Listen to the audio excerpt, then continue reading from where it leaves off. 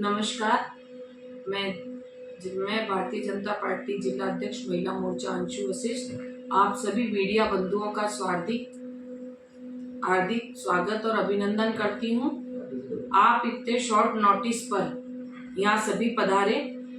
आज मैंने आप सबको कल दिनांक 2 अक्टूबर को भारतीय जनता पार्टी युवा मोर्चे के पूर्व जिला अध्यक्ष हेमंत पुरोहित ने प्रेस कॉन्फ्रेंस करके पार्टी के पदाधिकारियों व मोर्चों के जिला अध्यक्ष पर अनर्गल टीका टिप्पणी की और आरोप प्रत्यारोप लगाए गए हैं। उसमें महिला मोर्चा जिला अध्यक्ष होने के नाते मेरे ऊपर भी बाहरी होने का आरोप लगाया है। इसका मैं इस संदर्भ में मैं हेमंत पुरोहित को बताना चाहूंगी कि मेरा मूल निवास जन्म स्थान भी शिवगंज है और मूल निवास स्वरूपगंज है हाल फिलहाल। और मैं जब पैदा हुई थी तब शायद हेमंत पुरोहित का भी जन्म सिरोही जिले में नहीं हुआ। मेरे पिता ने भी 40 साल यहीं सिरोही जिले में सेवा कार्य किए हैं। मेरी प्रारंभिक शिक्षा कक्षा 1 से लेकर 12 तक सीनियर सेकेंडरी स्कूल स्वरूपगंज में रही। 91 से 93 मैंने STC डाइट आबू पर्वत से की और 94 से मैंने राजकीय सेवा में अपने अध्यापिका पद पर रहकर कार्य किया। 10 वर्ष तक मैं अपने अध्यापिका पद पर कार्य करती रही। इसी बीच मेरी शादी राजस्थान में ही कोटपुतली में मेरे पिता द्वारा की गई, जहां पर मेरे पति का व्यवसाय था। और मैंने इन सब को देखते हुए 2004 में अपना अध्यापिका के पद से इस्तीफा देकर अपने पति के साथ एक व्यापार शुरू किया, जो कि पूरे भारत में गुजरात में भी है, आंध्र प्रदेश में भी रहा और हरियाणा में भी रहा, दिल्ली में भी रहा। आपने ऐसा कहा हरियाणा में मुझे, क्योंकि वहां पर भी एक फैक्ट्री होने की वजह से व्यवसाय में मुझे लेडी एंटरप्रेन्योर अवार्ड भी मिला, जिसका यहाँ पर राजस्थान पत्रिका में मैं गौरवान्वित भी मुझे किया गया कि यहाँ की बेटी ने एक परचम लहराया दूसरे स्टेट में।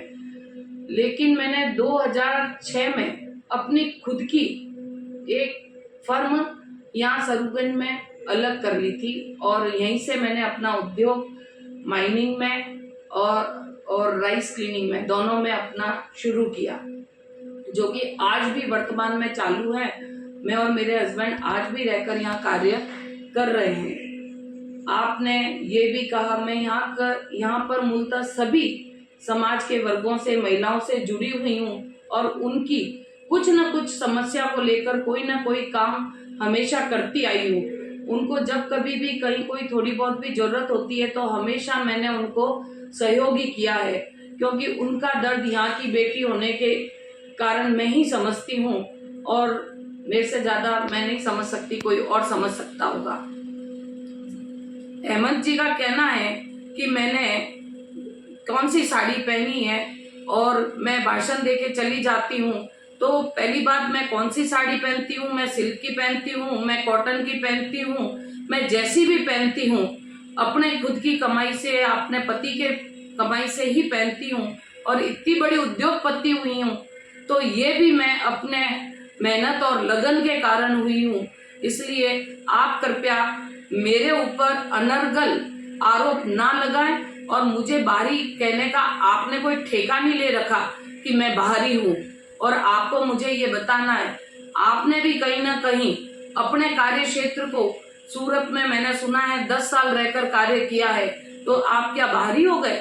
और महिला यदि बाहर चली जाए, वहां रहकर काम करे तो हम बाहरी हो गए?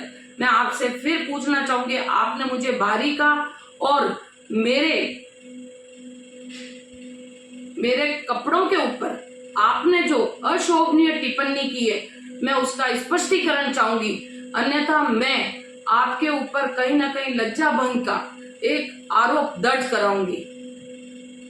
जय हिंद, जय भारत।